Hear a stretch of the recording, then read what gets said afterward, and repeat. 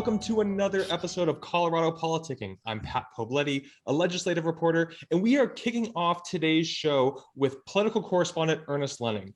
Now, Ernest, you broke probably what is the story of the week here in Colorado, which is rippling kind of across the country, and it centers on Mesa County Clerk Tina Peters. Now, Ernest, I'm going to stop stumbling around here and get out of your way. Why don't you tell us what's going on in Western Colorado? Well, Pat, what we found out this week was the FBI, the state attorney general, and local law enforcement, led by the district attorney in Mesa County,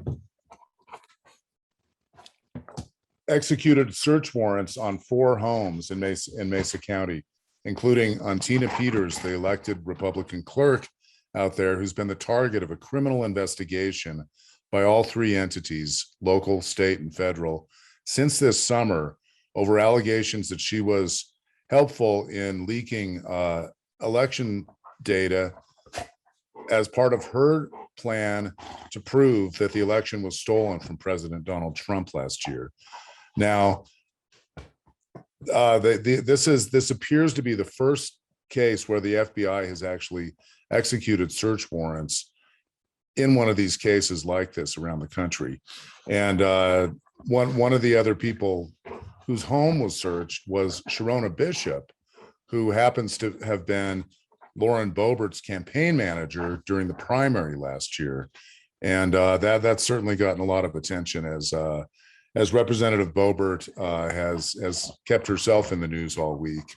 And just say we don't know what's happening as far as criminal charges, if there are any in the works. It could be a while, we hear, before any of those actually surface.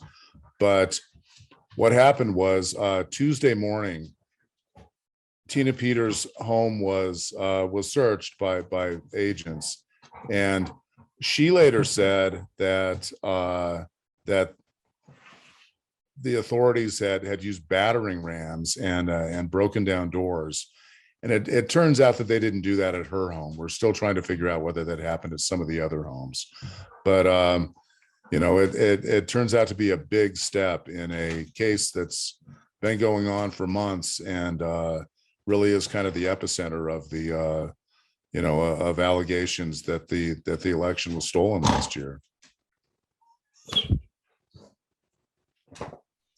And now, Ernest, let's go from one story making national headlines to another, and that is the signing by President Joe Biden of a huge infrastructure bill. And there's a story that came out Thursday morning, authored by you on Colorado Politics, kind of diving into the Colorado angles as to how that deal kind of came to be. And it's really interesting, and I wanted you to kind of elaborate on it just a little bit more. Well, it turns out that a couple of Colorado lawmakers played key roles in getting this $1 trillion infrastructure bill across the finish line. Joe Neguse, who's the Democrat who represents the 2nd Congressional District, which includes Boulder, Larimer counties, and some mountain counties, he's serving his 2nd term. And it turns out that Neguse was really a linchpin in bringing the deal together. The bill had passed the Senate in August with lots of Republican support. It was called the Bipartisan Infrastructure Framework while everyone was talking about it, but it had stalled in the House for several months while centrists and progressives had battled it out over the size of another bill, which is sometimes referred to as the soft infrastructure bill. That's the Biden administration's social spending package that also includes a lot of climate change measures. That's going to be decided today. Actually, the House is going to be voting on that as part of a deal that Neguse helped broker 2 weeks ago, when it looked like the centrists and the progressives. Sorry, my dogs are they like to get noisy when I get on Zoom here. But the centrists and the progressives were really far apart, and they hadn't yet agreed to hold a vote on the infrastructure bill till late on the day of November 5th, when Neguse was conducting a form of sort of shuttle diplomacy. Neguse has a foot in both camps. He's a member of Nancy Pelosi's leadership team, and he's a member of the Progressive Caucus. He brought them together. They came up with a statement agreeing to vote on the larger budget reconciliation bill later, which is happening this week, if folks would get together and vote on the infrastructure bill earlier this month. That's what happened, and it passed, and President Biden signed it 10 days later. A lot of Coloradans were there, including Senator John Hickenlooper, who was one of 22 senators, centrist senators, who were involved in writing the infrastructure bill over the summer. It turns out that Joe Manchin, who's the West Virginia senator we hear a lot about, he brought Hickenlooper and Mark Kelly, who was the freshman senator from Arizona, into the fold and said, "We want your input on this." Hickenlooper had some major input on broadband, on airport construction, on electric vehicle networks, and some other things, but things that he's worked on here in Colorado. And, had a real hand in putting the bill together. And then months later, Joe Neguse helped pull it across the finish line. Well, thank you, Ernest, for sharing your reporting on those stories. And you can see both of those on Colorado Politics. And from there, we are going to go into a very special feature and bring in Colorado Politics' new managing editor, Luige del Puerto. Luigi, welcome to the show. How are you? Thank you, Pat. I'm very excited to be here. Well, let's kick it off and let's get to know you a little bit, in that I think unless our readers are hyper familiar with state politics in one of our bordering states, they probably don't know you very well. So tell us a little bit about yourself. Oh, thank you for that opportunity, Pat. I was born in the Philippines and migrated to the United States when I was in my mid-20s. In the Philippines, I started out as a crime beat reporter, police beat reporter. So I was, surveying the gritty streets of Metro Manila, pursuing crime stories. Later on, I went to become the national security reporter for one of the biggest English dailies in that country. And so I worked to cover, the national security scene at a very chaotic time in the Philippines. At that time, politically, it was very chaotic, but also there were coup attempts. Coup attempts are not new in the Philippines. They've happened over decades, and I covered a couple of those. And then my wife and I emigrated to the United States in 2006. At that point, when I hopped on that plane, I thought I'll never become a reporter again, because who would be crazy enough to hire a young Filipino kid to then cover American government, for example. Fortunately for me, there was an opening at the Arizona Capital Times, which is a political newspaper based in Phoenix, whose operations, by the way, are quite similar to Colorado Politics.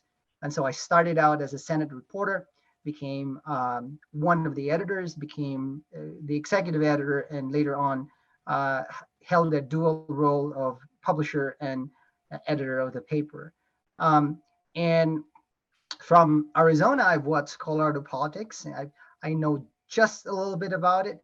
And of course, now that I'm here, my first job is to just understand the place, to understand its politics, its history, what makes it work, what the challenges are. Interestingly, it's a very, it's a crucial time in Colorado politics from the way that I'm seeing it. Arizona's legislature is Republican. We have a Republican state government for the most part. It's been turning into some sort of purple. And it seems that Colorado is ahead of that game, if you will. You have statewide offices held by Democrats. You have a Democratic legislature. And so, Colorado has seen that change that I think Arizona, where I was from, is just beginning to see. Now, Luigi, you touched on it at the beginning there. It's pretty early days for you here in Colorado so far, but I imagine one of the things that you've been doing in your capacity in this new job is of surveying the media landscape here in Colorado and of seeing what's what. And I guess I'm just curious, for your initial takeaways, where do you see room for growth for Colorado politics and room for growth for the Colorado political media landscape as a whole? Yeah, it would be presumptuous of me to say I'm coming in and figuring out how reporting should be done in your state. I think what I'm seeing is a very robust political reporting tradition already. There are several newspapers that do a very good job of covering state politics. I do think that Colorado politics is at the very top of that. Very among the very best in terms of covering what's going on in state government. What I would like to see is really strengthen the accountability journalism part of what we do here at Colorado Politics. If I may break it down just a little bit, that really means covering what state government is doing. And when I say covering what state government is doing, more specifically, for example, just figuring out how they're spending taxpayer money. Colorado, the state government in Colorado has a bigger revenue stream than Arizona, for example. The folks here have a higher per capita income. It's a much more economically attractive state, compared to, where I was from. I want to know how that money is getting spent and who's deciding to spend that money, and whether what they say at the very beginning, this is how we're going to spend the money, is actually happening on the field. I want to focus on making officials and government entities just a bit more accountable, if you will. Again, that's not to say that Colorado politics and the political reporters aren't already doing that, but I can see that we can probably do a couple more stories, if you will, just focusing on the accountability part. At the end of the day, what I do want to see is, and I think Colorado politics does a very good job of this, is watchdog journalism. That ethos that you're here not just to go write a story, but journalism is a public trust. And when it is a public trust, you have a contract with the readers. And in our case, with a contract with our subscribers, and really with the constituents of our state, that we're going to do the very best job of figuring out what's happening in the state government and in other levels of government, and letting them know what it is, and then letting them decide, what they want to do next. And in theory, they'll do a really good job of figuring out, based on the information that we give them, how they're going to act and respond to political events. Well, thank you, Luigi, for coming on, sparing a little bit of your very precious time with us here, letting our viewers and our readers kind of get to know you. I'm sure they'll be getting to know you much better in the coming days. But for Luigi, for Ernest, this is Pat Poblete. Thank you so much for taking the time to join us, and we will see you again soon.